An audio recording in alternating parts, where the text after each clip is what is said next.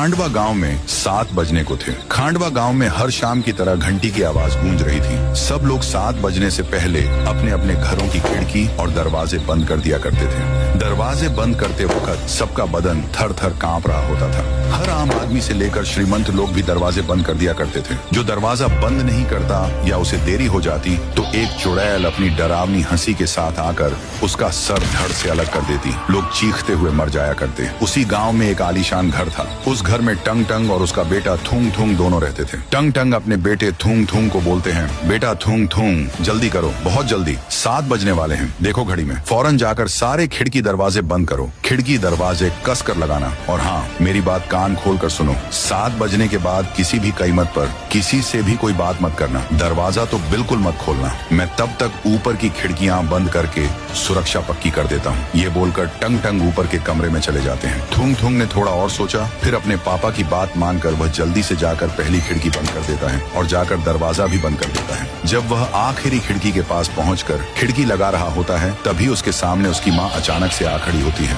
और थूंग थूंग से कहती है, थूंग थूंग बेटा, मेरे प्यारे बच्चे, तुम कैसे हो? मैं तुमसे मिलने के लिए इतनी दूर आई हूँ। क्या तुमने मुझे सच में पहचाना नहीं? मैं तुम्हारी माँ हूँ बेटा। क्या तुम अपनी माँ को भूल गए? चलो बेटा, जल्दी से दरवाजा खोल दो, वरना वो लोग आ जाएंगे। उतने में थूंग थूंग हिचकिचाते हुए कहता है, मम्मी तुम यहाँ कैसे? ये कैसे संभव है? पापा ने तो मुझसे कहा था कि आप इस दुनिया में नहीं हैं। उन्होंने मुझे बताया था कि आप मर चुकी हैं। ये बात सुनकर माँ बोली, नहीं तो देखो मुझे, मैं तुम्हारे सामने बिल्कुल जिंदा खड़ी हूँ। पापा तुमसे इतना झूठ बोल रहे हैं। चलो बेटा, अब जल्दी से दरवाजा खोलो। मैं ज्यादा देर तक बाहर नहीं खड़ी रह सकती। वो लोग आ जाएंगे और मेरे साथ कुछ बुरा करेंगे। फिर थूंग थूंग बोला, हाँ मम्मी, मैं अभी फौरन दरवाजा खोलता हूँ, फिर आप अंदर आ जाइए। ये कहकर थूंग थूंग ने जाकर दरवाजा खोल दिया। दरवाजा खुलने के बाद माँ अंदर आने लगी। उसी समय टंग टंग नीचे आ गया। आते ही उसने माँ को आते देख जल्दी से दरवाजा बंद कर दिया और दूसरी तरफ की खिड़की बंद करने के बाद बाजू वाली भी खिड़की बंद कर दी।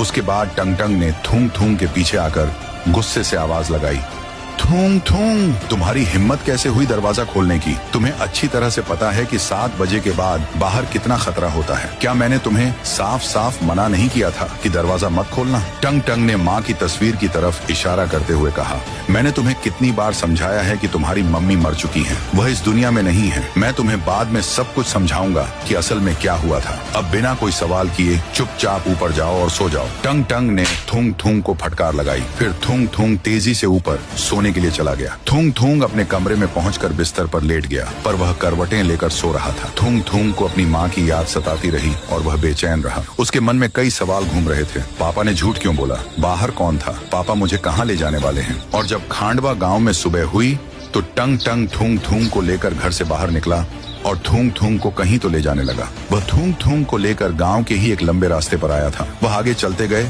और एक टूटी फूटी झोपड़ी के पास रुक गए। टंग टंग ने आगे की तरफ इशारा करते हुए कहा, देखो बेटा, ये वही रास्ता है। इसी जगह पर तुम्हारी मम्मी की भयानक मौत हुई थी। थूंग थूंग ने आश्चर्य से पूछा, पापा, इस रास्ते पर मम्मी कैसे मरी थी? क्या यह भूतिया सड़क है? फिर टंग टंग ने रोते हुए बोला, दरअसल बेटा, हम दोनों शादी से वापस इस गांव में आ रहे थे। हमको यहाँ आते आते 7 बज चुके थे और चारों तरफ घंटी की आवाज गूंजने लगी थी। अनाउंसमेंट हुई, गाँव वासी 7 बज चुके हैं, कृपया सारे घरों की खिड़की दरवाजे बंद कर लें, वरना आपके जान को खतरा हो सकता है। फिर बेटा सारे खिड़की दरवाजे बंद हो गए। तभी मैंने तुम्हारी मम्मी से घबरा कर कहा, नंदिनी, अब हमारा घर यहाँ से बहुत दूर है और वो खतरनाक लोग कभी भी आ जाएंगे।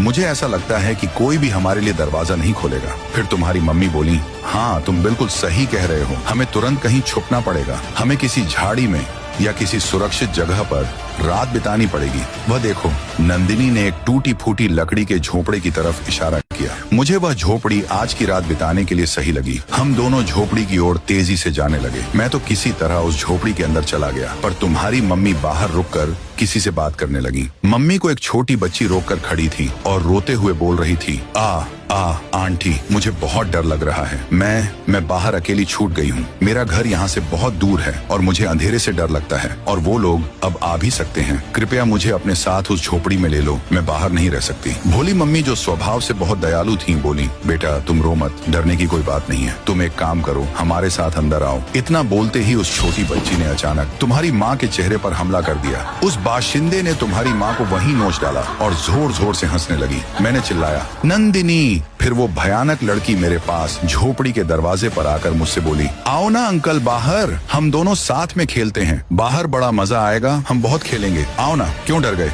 बाहर निकलो। अरे आना बाहर, इसलिए मैं तुमसे कह रहा था कि तुम्हारी माँ मर चुकी है, दरवाजा मत खोलो वरना वे तुम्हारे ऊपर हमला कर देती। टंग टंग ने उसे सारी बात बता तो दी थी, पर वह खुद कैसे बचा ये नहीं बताया। इसके बाद तीसरा दिन था। थूंग थूंग राजू की टपरी से एक कुरकुरा 5 रुपए में खरीदता है। वहाँ राई स्टार भी था। थूंग थूंग जब कुरकुरा लेकर टपरी से बाहर निकला तब तक 7 बज चुके थे। चारों ओर घंटी की आवाज सुनाई देने लगी। अनाउंसमेंट हुई, 7 बज चुके हैं, कृपया अपने घरों में बढ़ते रहें। थूंग थूंग डर गया था। फिर राई स्टार भी चाय पीकर राजू की टपरी से बाहर निकला और अपने घर की ओर जल्दी जल्दी जाने लगा। उतने में थूंग थूंग ने, राई भैया रुको, और हाँफते हुए राई स्टार से विनती की, राई भैया अब तो 7 बज गए हैं और मेरा घर यहाँ से बहुत दूर है, मैं अकेले नहीं जा सकता, क्या मैं आपके साथ आपके घर में बस आज रात के लिए रुक सकता हूँ? मुझे बहुत डर लग रहा है। राई स्टार बोला, अरे बावले, ये भी कोई पूछने की बात से, मैं तेरा बड़ा भाई हूँ, तन्ने चल मारे साथ, मारे घर चल, कोई दिक्कत ना से, तू रात भर आराम से रुक सके। फिर थूंग थूंग और राई स्टार घर के लिए जाने लगे।